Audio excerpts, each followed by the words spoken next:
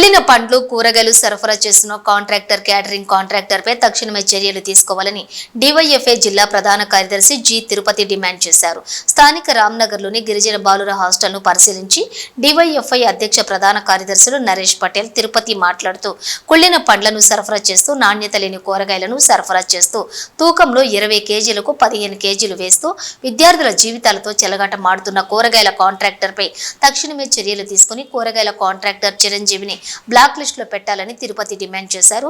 జిల్లాలో గిరిజన హాస్టళ్లను జిల్లా గిరిజన సంక్షేమ అధికారి తనిఖీలు నిర్వహించకపోవటం వల్లనే ఇటువంటి సంఘటనలు జరుగుతున్నాయని ఆయన ఆవేదన వ్యక్తం చేశారు. గిరిజన సంక్షేమ హాస్టళ్లలో సంక్షేమ అధికారి కార్యాలయానికి సుమారు 2 కిలోమీటర్ల దూరంలో ఉన్న హాస్టళ్లను పర్యవేక్షణ చేయకపోవటం వల్ల ఇతర మండలాల్లో ఉన్న హాస్టళ్ల పరిస్థితి ఎలా ఉంటదని ఆయన ప్రశ్నించారు.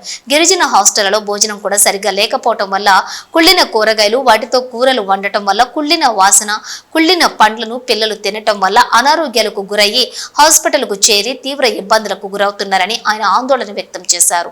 కుళ్ళిన కూరగాయలు పండ్లు కాంట్రాక్టర్ సరఫరా చేస్తున్నారని జిల్లా సంక్షేమ అధికారికి చరవాణి ద్వారా సంప్రదిస్తే సంక్షేమ అధికారి జనార్దన్ సహా అధికారి దివాకర్ హాస్టల్ కు వచ్చి కుళ్ళిన కూరగాయలు పండ్లను పరిశీలించారని ఆయన అన్నారు. ఇప్పటికైనా గౌరవ కలెక్టర్ తక్షణమే జిల్లాలో ఉన్న గిరిజన హాస్టళ్లు తనిఖీ నిర్వహించి సంబంధించినటువంటి శాఖ అధికారులపై చట్టపరమైన చర్యలు తీసుకోవాలని ఆయన కోరారు.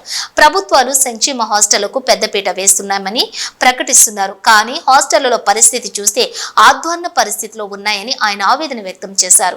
సంక్షేమ అధికారి కేవలం జీతంకే పరిమితం అవుతున్నారు, కానీ విద్యార్థులకు విద్యా భోజనం వసతి సౌకర్యాలు కల్పించడంలో నిమ్మకు నీరెత్తినట్లుగా వ్యవహరిస్తున్నారని ఆయన ఆవేదన వ్యక్తం చేశారు. ఇప్పటికైనా తక్షణమే కూరగాయలు కాంట్రాక్టర్ మరియు క్యాటరింగ్ కాంట్రాక్టర్ ను తక్షణమే తొలగించి గిరిజన బాలుర హాస్టల్లో సమస్యలను పరిష్కరించాలని ఆయన అన్నారు. లేని పక్షంలో కలెక్టరేట్ కార్యాలయం ముందు ఆందోళన కార్యక్రమం నిర్వహిస్తామని ఆయన అన్నారు. గిరిజన సంఘం నగర అధ్యక్షులు ప్రకాష్, విద్యార్థులు రాము, లక్పతి, నవీన్, రాము, నరేష్, రాజేష్, అభిలాష్ సుమారుగా 50 మంది విద్యార్థులు ఉన్నారు.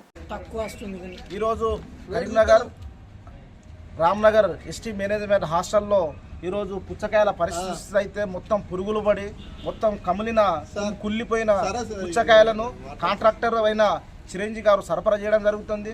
20 కిలోలని చొప్పున పంపిస్తే కేవలం ఇప్పుడు తూకం మీద పెడితే కేవలం 12-13 కిలోలు మాత్రమే వస్తుంది. కూరగాయల్లో కూడా కరెక్ట్ ఏ తూకంలో కూడా సరిగ్గా లేదు. అలాగే కాంట్రాక్టర్ అయిన క్యాటరింగ్ ఆ కాంట్రాక్టర్ను కూడా మార్చాలి. ఎందుకంటే పిల్లలకు సకాలంలో ఫుడ్ ఇవ్వకపోవడం వల్ల వాళ్ళు కూడా ఆరోగ్యంగా బాధపడుతున్న పరిస్థితి ఉంది. ఈ పుచ్చకాయను చూస్తే ఆ పురుగులు ఆల్రెడీ తిరుగుతున్న కనబడుతుంది, కానీ గిరిజన సంక్షేమ అధికారి మాత్రం ఏ మాత్రం పట్టించుకోకపోవడం చాలా బాధాకరము.